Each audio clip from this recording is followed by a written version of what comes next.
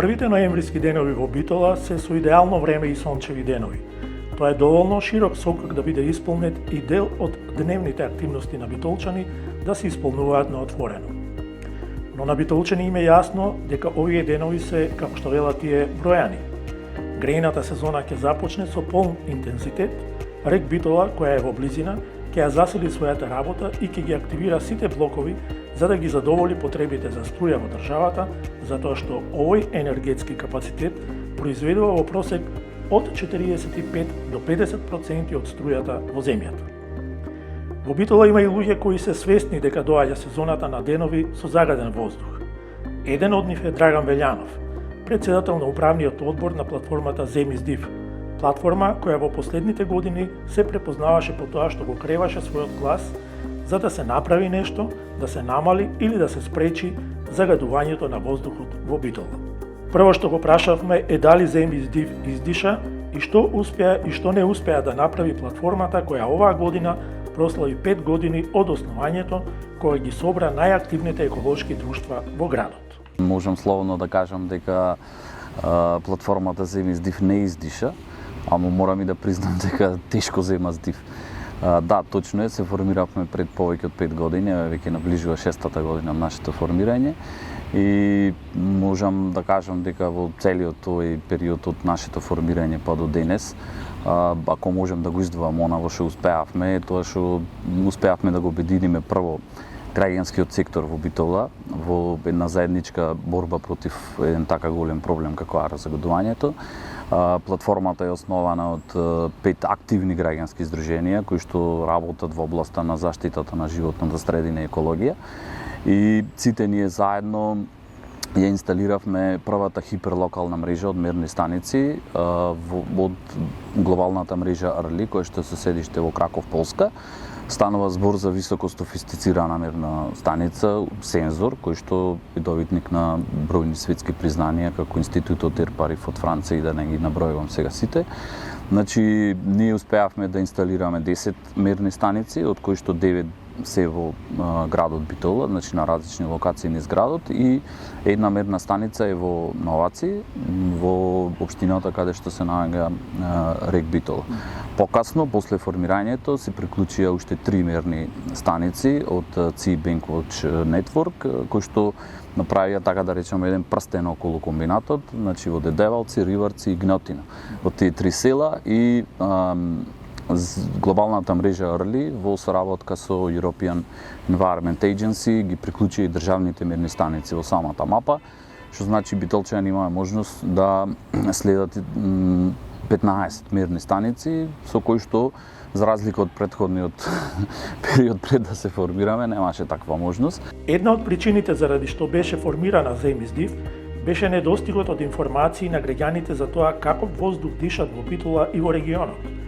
Мониторинг системот што го постави Земи с див беше предуслов за борба против аерозагадувањето, бидејќи континуираното мерење на сите влезни инпути беа индикатори кои укажуваа на тоа како да се организираат и спроведат ефективни мерки за спречување на загадувањето на воздухот. Она што не успеавме, може би во овој изминат период од кога се формиравме, е тоа што не успеавме да се наметнеме како партнери, значи пред се на институциите, на локалната власт, на државната власт и па можам да кажам слободно и меѓу граѓаните. Значи темата како тема аерозагадување во одреден временски период беше буквално искористена онака и фрлена во канта за ѓубре. Моментално се помалку луѓето разговараат за проблемот, не дека немаме помало загадување, меѓутоа помалку се третира можеби во медиуми и социјални мрежи и се наметнува на јавноста.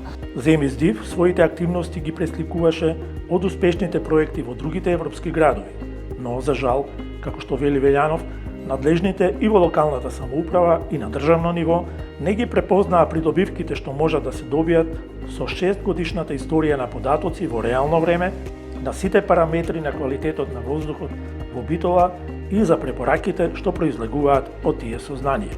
Ние цело време, уште кога се формиравме на промоцијата на самата платформа, јас кажав дека ние не сме конкуренција на државниот мониторинг систем, туку сме на дополнување на она што тие не може да го обезбедат. Значи, една мерна станица како на Министерството е скапа играчка, значи да, Никој не ги оспорува податоците од таквите мерни станици, меѓутоа ние како држава не можеме да си дозволиме толку скап систем, поготово за подрачјето на Битола, кој што и тие две мерни станици се малце. Да се добие една реална слика за тоа што, каде, кога се случува. И ваквата политика на нискобуџетни, да речем, така да и кажам, сензори е практика на сите поголеми градови, смарт градови. Значи, кој што ние сакавме да го воведиме, значи многу градови после нас се обидеа. Значи, еви Скопје, преку Зелен Хуманград и Велес, знам дека општина Велес имаше некоја иницијатива за инсталирање, меѓутоа ние веќе 6 години ја имаме таа хиперлокална мрежа и напорите кои што се прави, кои што ги правиме последно време се во насока да ја зачуваме, бидејќи нема град во државата кој што може да се пофали со 6 годишна историја на податоци во реално време на сите параметри од квалитетот на воздухот. Сега, кога локалната самоуправа не го прифати мониторинг системот на земјиздив и кога работи само една државна мерна станица во Битола, никој нема информации за реалниот степен на аерозагадувањето. Ниту пак има поставен систем кој ќе го мери тоа аерозагадување кога сезоната на грејење и на работа на рек Битола ќе започнат со полн капацитет. Моментално состојбата е во Битола за оваа година. Како што кажав и претходно, Битола 1 мерната станица не функционира од 8 април. Што значи од периодот од 1.1 до 8 април имало 10 пречекорувања на среднодневната гранична вредност на PM10. Максимално дозволениот е 35. Меѓутоа, 7 месеци не работи мерната станица. Значи ние немаме увид во податоците. А другата мерна станица која што има увид, која што работи веќе цела година, од максимално дозволените 35 надминувања, до сега имаме моментално 57. Значи се уште ни грејната сезона не е започната, што значи ние веќе го дуплиравме максимално дозволениот број на надминување на среднодневната гранична вредност на PM10, која што е утврдена на 50 микрограми на метар кубен. Од она што го кажува Велјанов, може да се заклучи дека во Битола и сега имаме зголемено ниво на аерозагадување. Тој укажува и на тоа дека во Битола не е само рек единствениот загадувач. Тука најголем проблем е затоплувањето на пред се по моје институциите, а потоа и домовите, бидејќи прв акцент секогаш се става на домовите. Да, домовите загадуваат со гревното дрво, меѓутоа сите оние системи кои што се поставени во институциите се многу поголем проблем од огревното дрво, бидејќи еве болницата во Битола има котел на мазут кој што троши енормно количество на мазут во текот на денот. Колку се тоа домакинства кои што ќе го направат истото тоа загадување. Да, и во тој поглед, кај огревното дрво, треба сепак државата тука да преземе мерки во насока на тоа да продава сертифицирано дрво. Значи дрво со минимална вредност на влага во него и кога едноставно и домаќинството ќе има ефектот од дрво и ќе затопли дома, а и помалку ќе загадува. Велјанов ја оценува и иницијативата за замена на печките на дрва со инвертер клими, а во Битола започна и големиот инфраструктурен проект за топловод, односно за донесување на парејата од рек Битола до градот. Ефектот не е постигнат. Парите се потрошени, ефектот го нема. Значи, еве сега моментално, ако прошетате низ Битола, ќе видите дека улиците се раскопани.